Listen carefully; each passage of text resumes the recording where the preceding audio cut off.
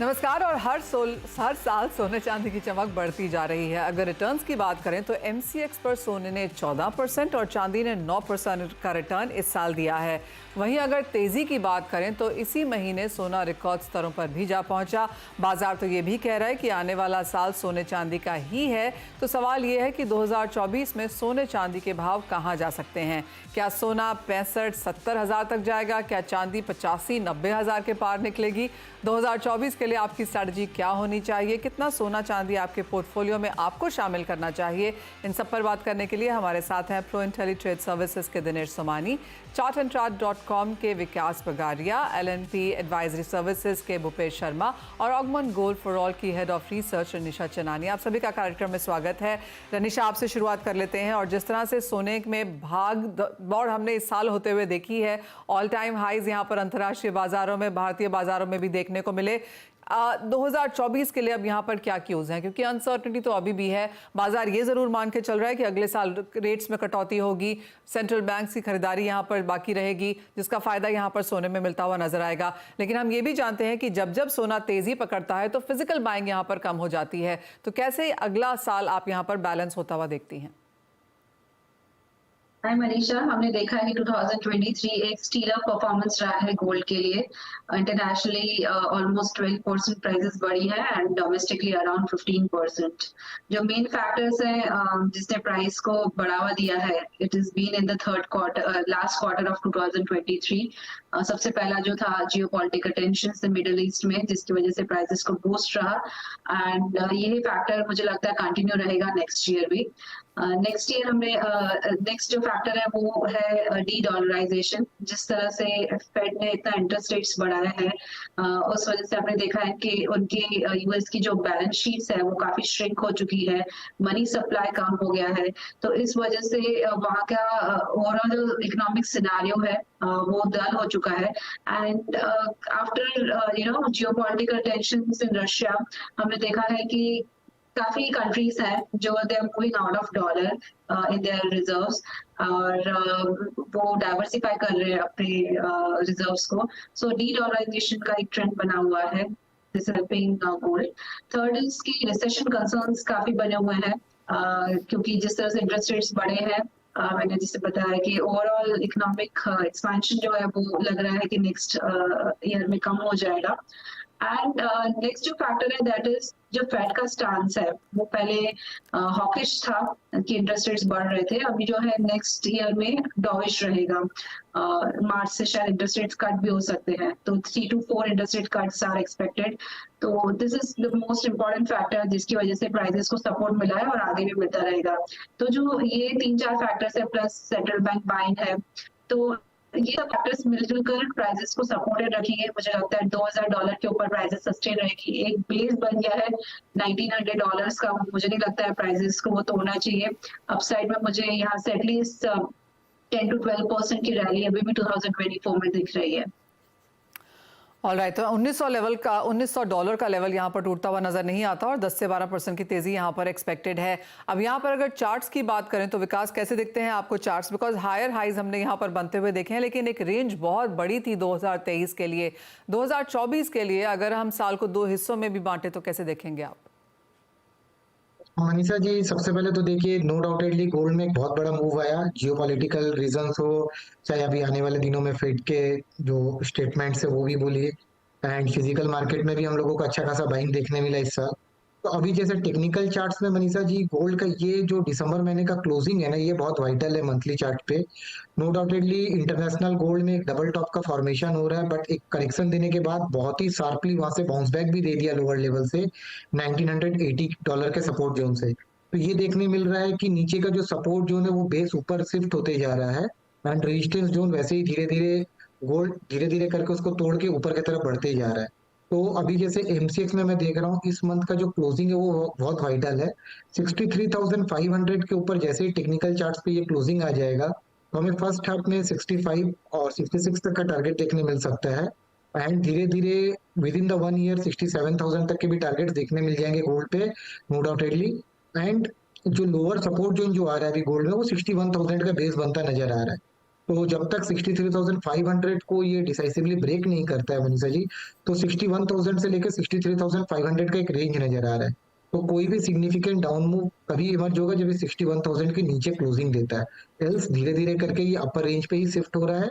Demands दिख रहे हैं एंड जियोपॉलिटिकल रीजंस बोलिए, बाकी सारी रीजंस के चलते आने वाले साल में भी गोल्ड की चमक वैसे ही कायम रहेगी और 10 से 12% का मूव मैं भी देख रहा हूँ गोल्ड में। जी मनीषा ऑलराइट, जी। तो हमारे दोनों ही एक्सपर्ट्स मानते हैं कि 10 से 12% का अप मूव तो आपको मान के चलना चाहिए कि सोने में देखने को मिलेगा।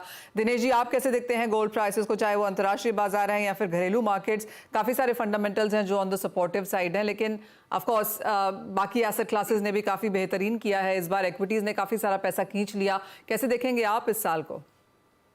जी बिल्कुल मनीषा जी, अगर आप गोल्ड की साइकिल देखते हो इंटरनेशनल कॉमेक्स का लेवल, तो 2001 इसमें लो बॉटम बना था, 2009 में बॉटम बना था, 2016 में बॉटम बना था, और पिछला जो 2023 गया, मतलब इसकी 8 साल की साइकिल है। एवरी 8 ईयर एक लो बनाता है और उसके बाद में वहां से 50% एप्रिसिएशन होता है। यूएस के इंटरेस्ट रेट पीक आउट हो चुके हैं और वहां से बाजारों में अभी वहां पे इंटरेस्ट रेट घटने की संभावना है। मतलब इंटरेस्ट रेट से जो भी पैसा बचेगा दोबारा वो गोल्ड के ही फंड में आने की पूरी संभावना है। इक्विटी मार्केट में ऑलरेडी फंड आ चुका है, रियल एस्टेट में फंड आ चुका है, गोल्ड एक ऐसी जगह बची है जहां पर काफी सारा फंड इनपुट एक्सपेक्टेड है। और गोल्ड की साइकिल जो है 2023 में ऑलरेडी बॉटम बना चुकी है। यहां से अगर आने वाले 8 साल में कहूं तो 50% अप्रिसिएशन गोल्ड की प्राइसेस में देखने मिलना चाहिए एज पर साइक्लिक व्यू। अगर मैं एमसीएक्स गोल्ड चार्ट का व्यू बताऊं तो 61,000 मुझे लगता है इस साल का कि ये बॉटम बन के रहेगा। हायर हाइज हायर लोज बनाता जा रहा है, एक अपट्रेंड में मेंटेन कर रहा है, और अपसाइड इस साल के अंत तक मैं कहूं तो 67,700 हमें निश्चित तौर से देखने मिलेगा। तो और भी बेहतरीन और भी बढ़िया साल आने वाला 2024 रहेगा। एब्सोल्युटली, तेजी की उम्मीद यहाँ पर लगातार है। एक्चुअली आपके सामने ग्लोबल सेंट्रल बैंक्स के क्या व्यू है वो भी लेकर आना चाहेंगे, क्योंकि चाहे वो गोल्डमैन सैक्स है या फिर सिटी है, बैंक ऑफ अमेरिका है, सभी का मानना है कि यहाँ पर तेजी आगे जाकर भी देखने को मिल सकती है। जो बहुत ही कंजर्वेटिव व्यू है वो शायद यहाँ पर $2,100 प्रति आउंस का है, वो चार्ट आपके सामने लेकर आएंगे। अगर उसके अलावा अगर आप ऊपर में यहाँ पर देखें तो हम 2200 एक बहुत ही सिनोनिमस व्यू है कि यहाँ पर वो लेवल बनते हुए नजर आएंगे। ऑफ कोर्स कई बैंक्स का ये भी मानना है कि ऊपर में $2,400 प्रति आउंस तक के भी लेवल्स यहां पर जाने की उम्मीद है। तो जेपी मॉर्गन का 2,300 की उम्मीद है यहां पर। लेकिन अगर आप UAB, MKS, PAMP, UBS, bank of America देखें तो सभी मानते हैं कि ऑल टाइम हाईज हम यहां पर बनता हुआ देखेंगे।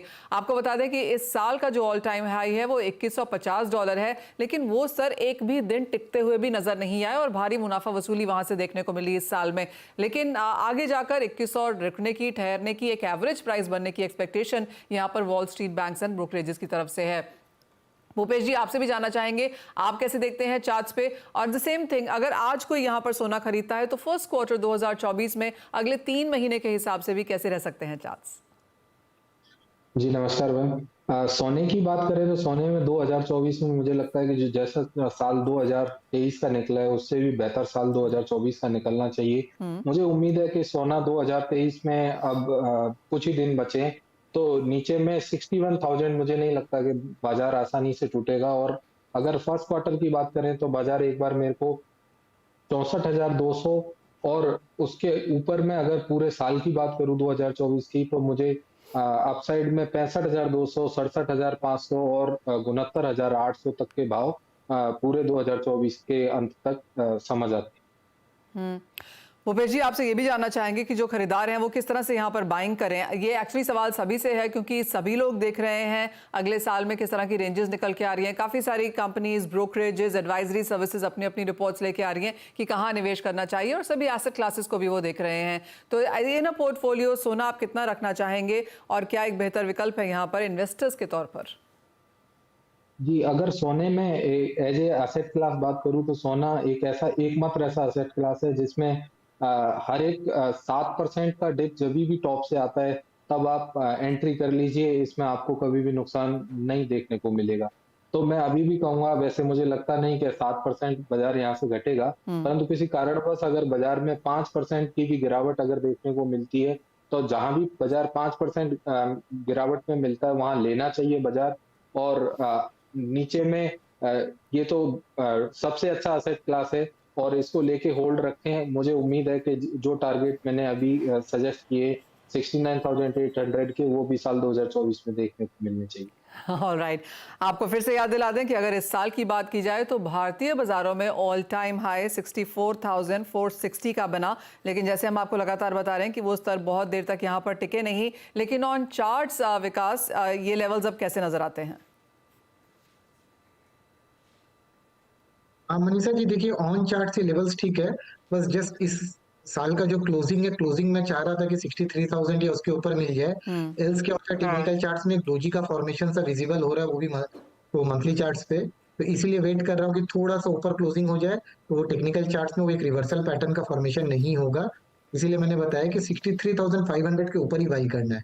वैसे देखिए 61,000 बॉटम सपोर्ट है, एंड जिनको भी लेना है तो मैं तो बोलूंगा कि पूरा साल का नजरिया है, तो उतार चढ़ाव रहेगा, कभी गिरेगा भी कभी बढ़ेगा भी।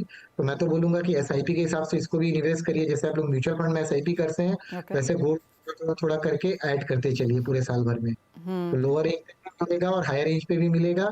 ईयर एंड पे देखेंगे तो आपको एक एवरेज बाइंग दिख जाएगा। जी Manisha ji. Absolutely, absolutely, SIP का तरीका सबसे बेहतरीन है और पिछले 2 साल से लगातार यहाँ पर एडवाइजर्स बता भी रहे हैं कि अगर आपको सोने में खरीदना है तो एसआईपी के तरीके से खरीदिए। रनिशा, आप कैसे देखती हैं अक्रॉस स्पेक्ट्रम, अगर हम देखें तो चाहे वो फिजिकल है, डिजिटल है, कैसे देखती हैं आप यहाँ पर निवेश के मौके?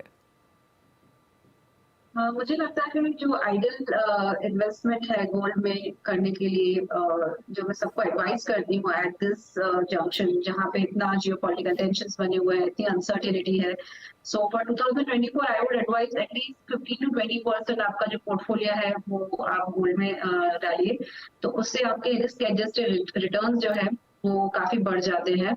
एंड ये एक आइडियल पोर्टफोलियो रहता है जहाँ पे आपको रिटर्न्स भी काफी अच्छे मिलते हैं। और अगर फिजिकल और डिजिटल मीन्स में अगर हम उसको डिवाइड करते हैं तो आई वुड से 50% आप फिजिकल में इन्वेस्ट कीजिए, जिसमें आप बार्स, कॉइन्स एंड ज्वेलरी खरीद सकते हैं, एंड 50% डिजिटल मीन्स में कीजिए। जब आप फिजिकल मीन्स से करते हैं तो आई वुड से कि साल में ऐसे 3-4 मौके मिलते हैं जो अच्छे शुभ दिन होते हैं, ऑस्पिशियस डेज होते हैं, जैसे जनवरी में मकर संक्रांति रहेगा, अप्रैल में you will get Akshaya Tritiya, Akshaya Tritiya and then Diwali, Dhanteras and all this things, 3-4 बार आपको मौके मिलेंगे जहाँ पे आप फिजिकल बाइंग कर सकते हैं। एंड डिजिटल मीन्स में अगर आप करते हैं तो आप डिजिटल गोल्ड खरीद सकते हैं, एसजीबी, ईटीएफ्स, इसमें आप एसआईपी कीजिए हर महीने, तो आपका ओवरऑल पोर्टफोलियो भी डाइवर्सिफाइड रहेगा, गोल्ड में भी अच्छा से डाइवर्सिफिकेशन रहेगा, एसआईपी एंड लमसम दोनों इन्वेस्टमेंट रहेगा। हर तरह से डाइवर्सिफाइड रहने से आपको काफी अच्छे रिटर्न्स मिलते हैं। तो सोने में तो निवेश यहाँ पर करना ही है, चाहे आप आधा आधा फिजिकल और डिजिटल के हिसाब से करिए, इन्वेस्टमेंट के तौर पर करिए। एसआईपीज एक बेहतरीन तरीका है यहाँ पर, और हमारे सभी गेस्ट मानते हैं कि बढ़त यहाँ पर आगे जाकर 2024 में आपको सोने में बरकरार दिखेगी। इसी के साथ एक ब्रेक ले रुकेंगे, जब लौटेंगे तो बात यहाँ पर करेंगे चांदी की, क्योंकि ये तो एक सेफ हेवन है ही, साथ ही साथ एक इंडस्ट्रियल मेटल भी है और दोनों ही तरफ से क्यूज लेती हुई नजर आती है। चांदी की अगर बात करें तो पिछले 2 सालों में लगातार इसने आपको गेंस दिए भी हैं, सोने से थोड़े से कम, लेकिन क्या 2024 ये चेंज कर सकता है? हमारे एक्सपर्ट्स बताएंगे आपको इस ब्रेक के बाद।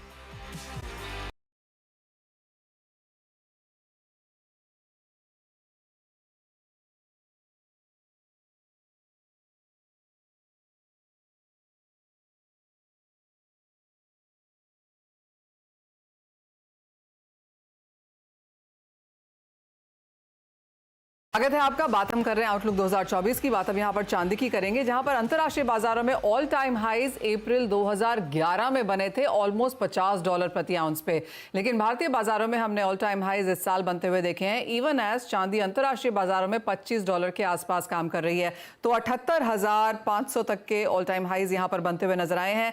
दिनेश जी, क्लियरली जिस तरह का रुपये का डिप्रिसिएशन है, भारत की चाल थोड़ी सी यहां पर डिफरेंट रही है, लेकिन यहां से ऑन चार्ट्स अंतर्राष्ट्रीय बाजार, भारतीय बाजार, अब आपका क्या सेंस है? बिल्कुल, अगर इंडियन मार्केट में अगर कहूँ तो ये बहुत ही दायरे में ट्रेड हुआ है, और इसकी स्पीड भी जो है गिरने और बढ़ने की इक्वली होती है। बढ़ के 71 से सीधी 78 जाती है और 78 गिर के फिर दोबारा 71 आ जाती है। मतलब रोलर कोस्टर मूव इसमें रेगुलर चल रहा है। अंतर्राष्ट्रीय बाजार की मैं बात करूँ तो $33 नीचे आता है और $25.5 ऊपर जाता है। एक दायरे में कंटिन्यूस इसमें कारोबार हो रहा है, लेकिन पिछले अगर 3 महीने की हम इसकी चाल देखें तो ये थोड़े से हायर हाइज हायर लोज बनाने की संभावना जताई जा रही है। अभी अगर मैं एमसेक्स की बात करूं तो 71,000 एक बहुत बढ़िया इसका बेस है पूरे साल के लिए। 71,000 के अंदर ये क्लोज आते हुए मुझे नजर नहीं आती है, बट अपसाइड अगर मैं कहूँ तो 82,000 और 88,000 ये आने वाले साल में एक संभावना है बिल्कुल देखी जा सकती है।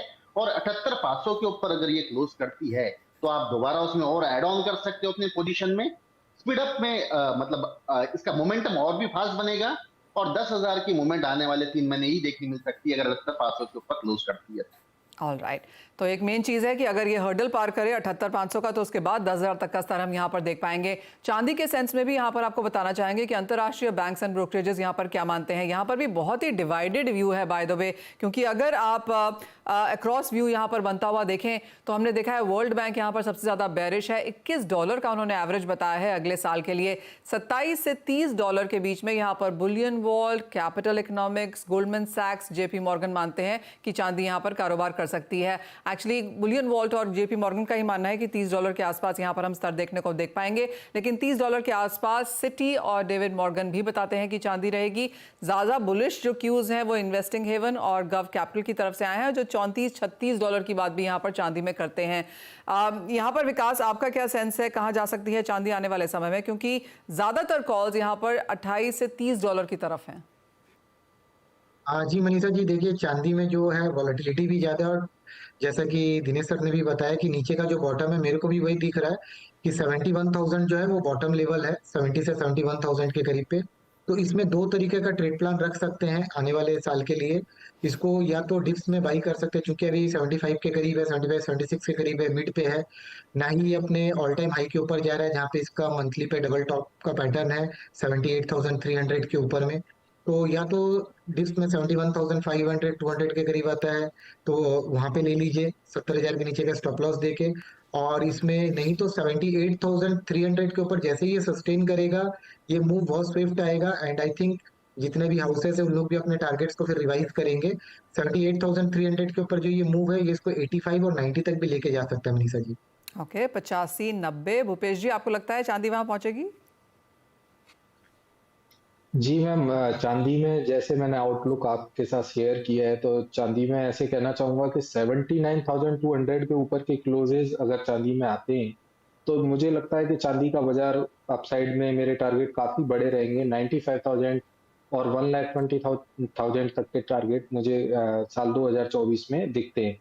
जिसमें कि अगर वर्ल्ड बैंक या जो इंटरनेशनल IMF की जो भी गतिविधियां हैं वो सुचारू रूप से चलती रहनी चाहिए, और जो लिक्विडिटी का फ्लो जैसा अभी बना हुआ है अगर ये फर्स्ट क्वार्टर में भी बना रहता है तो मुझे उम्मीद है कि इस फर्स्ट क्वार्टर में 2024 के भाव 95,000 तक मेरे को आते हुए दिखते हैं। ऑल राइट, अच्छी खासी तेजी की उम्मीद पहले क्वार्टर, पहले हाफ में ही अगले साल में दर्ज की जाएगी। रनिशा, आप कैसे देखती हैं चांदी के प्राइसेस आगे जाता हुआ, और क्या फंडामेंटल है जो आप वॉच कर रही हैं? मनीषा, फंडामेंटल्स में देखिए तो जैसे world is moving towards more towards renewable energy and technology.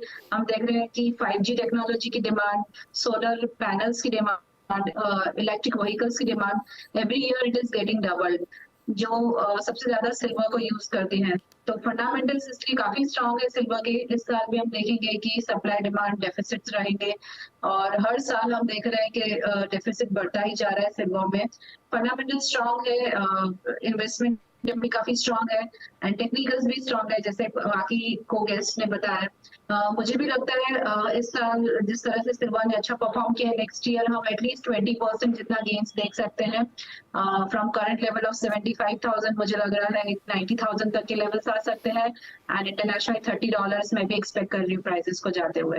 Dinesh ji, अगर 100 रुपए में से सोने चांदी को अगर यहाँ पर खरीदना हो तो कितना, क्या वेटेज आप देंगे? गोल्ड पर ज्यादा वेटेज रहेगा मैम, निश्चित तौर से। अगर क्विक टाइम हमें मनी बनाना है तो मुझे लगता है गोल्ड ज्यादा बेटर पर्याय है सिल्वर के मुकाबले। मुझे लगता है कि अगर 100% तो मैं इक्विटी की तरफ फोकस थोड़ा सा भी ज्यादा हूं, लेकिन गोल्ड सिल्वर की अगर बात करूं तो मैं 100 में से 15% गोल्ड एंड 10% सिल्वर जरूर रिकमेंड करूंगा। ऑल राइट, और एक यही आपसे जानना चाहेंगे कि अगर हम पूरा पोर्टफोलियो यहाँ पर बनाने की बात करें, दिनेश जी जैसे आपने कहा कि अगर इक्विटीज़ है तो ज़्यादा वहाँ पर भी जाएगा, तो अगर ओवरऑल हम डेट, इक्विटी, कमोडिटी लेकर चलें तो आपके 100 रुपए कैसे लगेंगे? Ma'am, make it a very simple formula, जिसकी जितनी एज है उसमें से 100 माइनस करने का जो बैलेंस रहेगा उतना इक्विटी में इन्वेस्ट कर देना। Okay, for me it is 55% equity, 15% gold, 10% silver. All right, तो ये यहाँ पर दिनेश जी का पोर्टफोलियो है, और उनकी एज हम यहाँ पर बैल्कनी में थोड़ी देर में कैलकुलेट करेंगे। लेकिन रनिशा, क्या आप ये फॉर्मूला अपनाएंगी, और आप कैसे देखेंगी बाजार को, और आप कैसे स्पेंड करेंगी या कैसे इन्वेस्ट करेंगी अपने 100 रुपए? ये दिनेश जी ने जो बताया वो आइडियल बेंचमार्क फॉर्मूला यूज होती है for calculation, but I would say जिस तरह से अभी करंट इकोनॉमिक सिनेरियो है उस तरह से आई वुड से कि 60% आप इक्विटी में डालिए, 20% डेट में डालिए एंड 20% गोल्ड सिल्वर में डाल सकते हैं, जिसमें 10% गोल्ड एंड 10% सिल्वर, तो आपका ओवरऑल रिस्क एडजस्टेड रिटर्न जो है काफी अच्छा बना रहता है। भूपेश जी, आप कैसे देखते हैं इसे? जी, मैं 60% इक्विटी के साथ जाना चाहूंगा और 40% गोल्ड के साथ जाना चाहूंगा। डेप्थ का जवान लोगों के लिए वैसे कोई ऑप्शन होता ही नहीं है, या तो गोल्ड में जाएं या इक्विटी में जाएं, there is no option for the. Alright, and Vikas आप कैसे बांटेंगे इसे? 20% इक्विटी में रखूंगा मनीषा जी, Okay. 25% गोल्ड पे और 25% सिल्वर पे। ऑल राइट, तो एनीवेयर बिटवीन 20 to 40% आप यहाँ पर सोने और चांदी में इन्वेस्ट कर सकते हैं, ये निकल के आ रहा है हमारे एक्सपर्ट्स की तरफ से जब वो अपना पोर्टफोलियो यहाँ पर बना रहे हैं। बहुत शुक्रिया आप सभी का हमारे साथ जुड़ने के लिए, आप शुभकामनाएं। आपको अगले साल में ऑफकोर्स हम यहाँ पर फिर से मिलेंगे और आशा है कि आपका अगला साल इवन बेटर मंगलमय हो। इसी के साथ इस कार्यक्रम में इतना ही समय है, लेकिन आप बने रहिए CNBC आवाज़ पर।